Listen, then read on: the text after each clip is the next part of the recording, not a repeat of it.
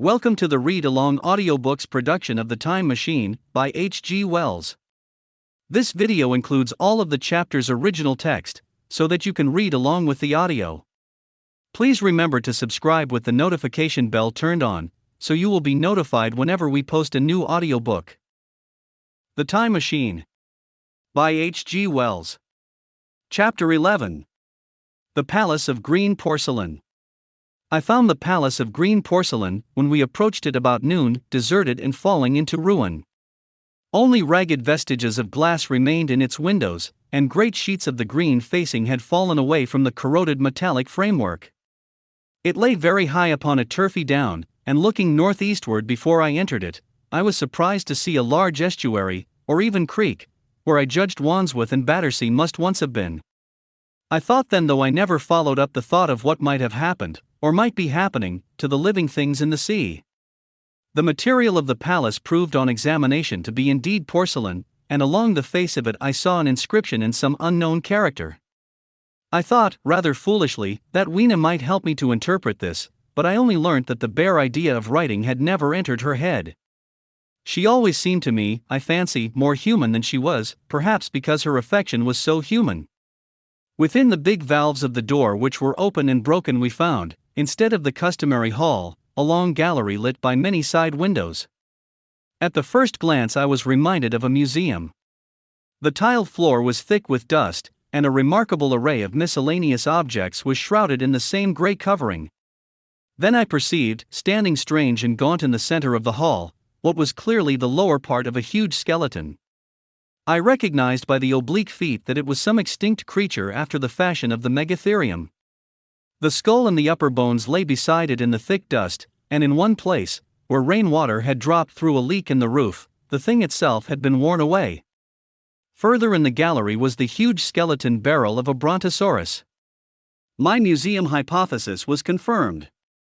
Going towards the side I found what appeared to be sloping shelves, and clearing away the thick dust, I found the old familiar glass cases of our own time. But they must have been airtight to judge from the fair preservation of some of their contents.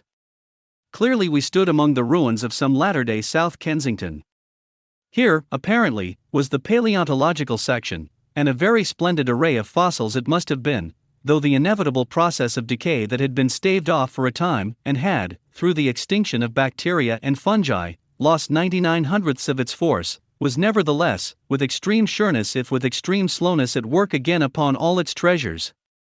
Here and there I found traces of the little people in the shape of rare fossils broken to pieces or threaded in strings upon reeds. And the cases had in some instances been bodily removed by the Morlocks, as I judged. The place was very silent. The thick dust deadened our footsteps. Weena, who had been rolling a sea urchin down the sloping glass of a case, presently came, as I stared about me, and very quietly took my hand and stood beside me. And at first I was so much surprised by this ancient monument of an intellectual age that I gave no thought to the possibilities it presented. Even my preoccupation about the time machine receded a little from my mind. To judge from the size of the place, this palace of green porcelain had a great deal more in it than a gallery of paleontology, possibly historical galleries, it might be, even a library. To me, at least in my present circumstances, these would be vastly more interesting than this spectacle of old-time geology in decay. Exploring, I found another short gallery running transversely to the first. This appeared to be devoted to minerals, and the sight of a block of sulfur set my mind running on gunpowder. But I could find no saltpeter, indeed, no nitrates of any kind. Doubtless they had deliquesced ages ago. Yet the sulfur hung in my mind, and set up a train of thinking. As for the rest of the contents of that gallery, though on the whole they were the best preserved of all I saw, I had little interest. I am no specialist in mineralogy, and I went on down a very ruinous aisle running parallel to the first hall I had entered. Apparently this section had been devoted to natural history, but everything had long since passed out of recognition. A few shriveled and blackened vestiges of what had once been stuffed animals, desiccated mummies in jars that had once held spirit, a brown dust of departed plants, that was all. I was sorry for that, because I should have been glad to trace the patient readjustments by which the conquest of animated nature had been attained. Then we came to a gallery of simply colossal proportions, but singularly ill-lit, the floor of it running downward at a slight angle from the end at which I entered. At intervals white globes hung from the ceiling, many of them cracked and smashed, which suggested that originally the place had been artificially lit. Here I was more in my element, for rising on either side of me were the huge bulks of big machines, all greatly corroded and many broken down, but some still fairly complete. You know I have a certain weakness for mechanism, and I was inclined to linger among these, the more so as for the most part they had the interest of puzzles, and I could make only the vaguest guesses at what they were for. I fancied that if I could solve their puzzles I should find myself in possession of powers that might be of use against the Morlocks. Suddenly Weena came very close to my side. So suddenly that she startled me. Had it not been for her I do not think I should have noticed that the floor of the gallery sloped at all. Footnote: it may be, of course, that the floor did not slope, but that the museum was built into the side of a hill. Ed. The end I had come in at was quite above ground, and was lit by rare slit-like windows. As you went down the length, the ground came up against these windows, until at last there was a pit like the area of a London house before each, and only a narrow line of daylight at the top. I went slowly along, puzzling about the machines, and had been too intent upon them to notice the gradual diminution of the light, until Weena's increasing apprehensions drew my attention.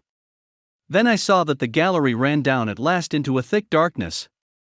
I hesitated, and then, as I looked round me, I saw that the dust was less abundant and its surface less even. Further away towards the dimness, it appeared to be broken by a number of small narrow footprints. My sense of the immediate presence of the Morlocks revived at that. I felt that I was wasting my time in the academic examination of machinery. I called to mind that it was already far advanced in the afternoon, and that I had still no weapon, no refuge, and no means of making a fire. And then down in the remote blackness of the gallery I heard a peculiar pattering, and the same odd noises I had heard down the well. I took Weena's hand.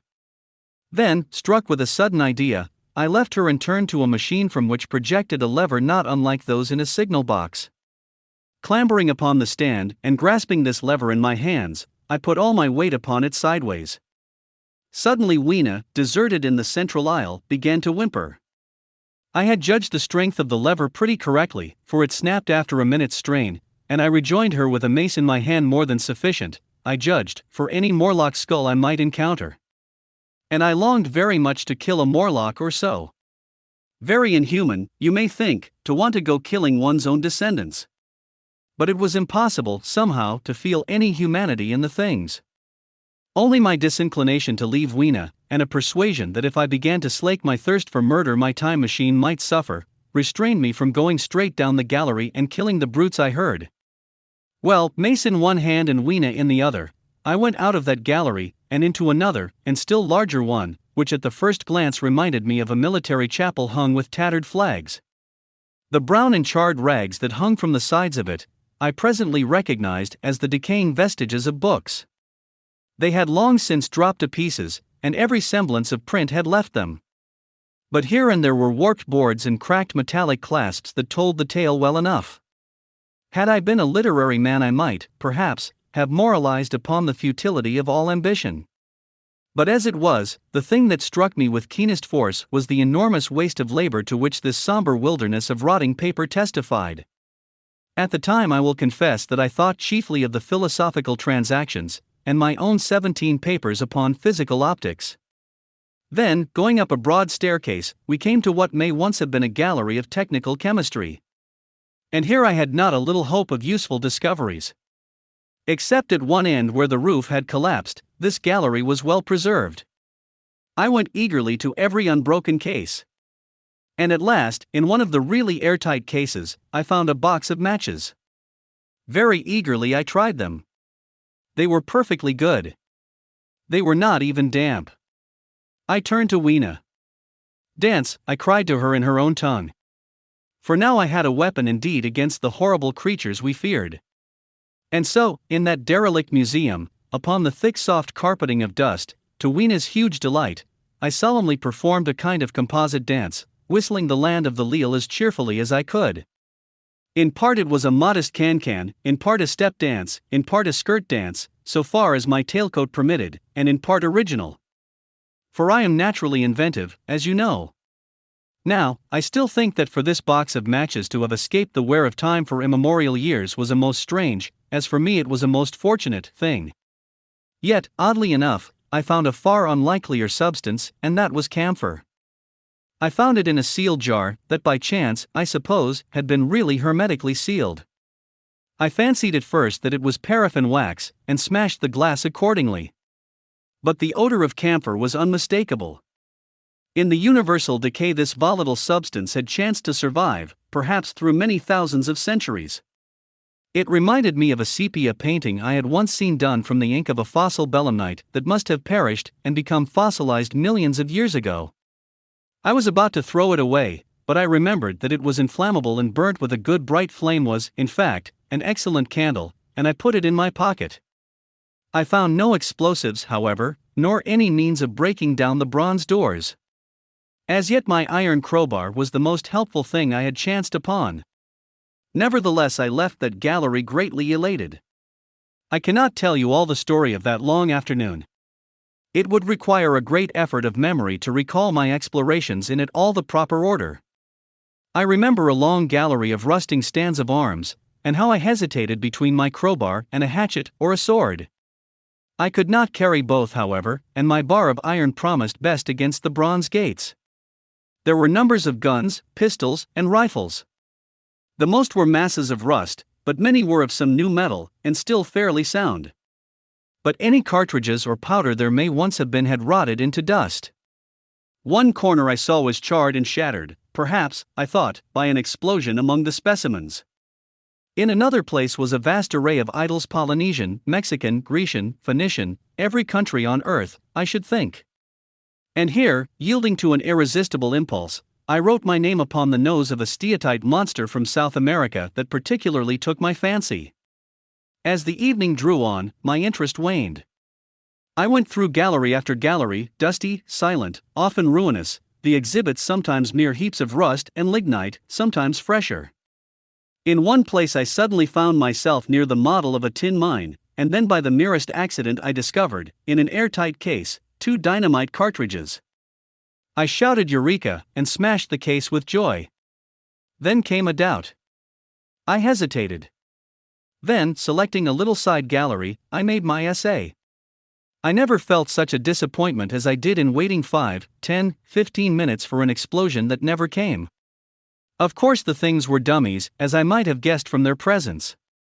I really believe that had they not been so, I should have rushed off incontinently and blown sphinx, bronze doors, and, as it proved, my chances of finding the time machine, altogether into non-existence. It was after that, I think, that we came to a little open court within the palace. It was turfed, and had 3 fruit trees. So we rested and refreshed ourselves. Towards sunset I began to consider our position. Night was creeping upon us, and my inaccessible hiding place had still to be found. But that troubled me very little now. I had in my possession a thing that was, perhaps, the best of all defenses against the Morlocks. I had matches. I had the camphor in my pocket too, if a blaze were needed. It seemed to me that the best thing we could do would be to pass the night in the open, protected by a fire. In the morning there was the getting of the time machine. Towards that, as yet, I had only my iron mace. But now, with my growing knowledge, I felt very differently towards those bronze doors. Up to this, I had refrained from forcing them, largely because of the mystery on the other side. They had never impressed me as being very strong, and I hoped to find my bar of iron not altogether inadequate for the work. This is the end of the chapter. We have linked to the next chapter on this screen, or please feel free to visit our channel to explore the other titles we have available. Please remember to subscribe with the notification bell turned on, so you will be notified whenever we post a new audiobook. Thank you.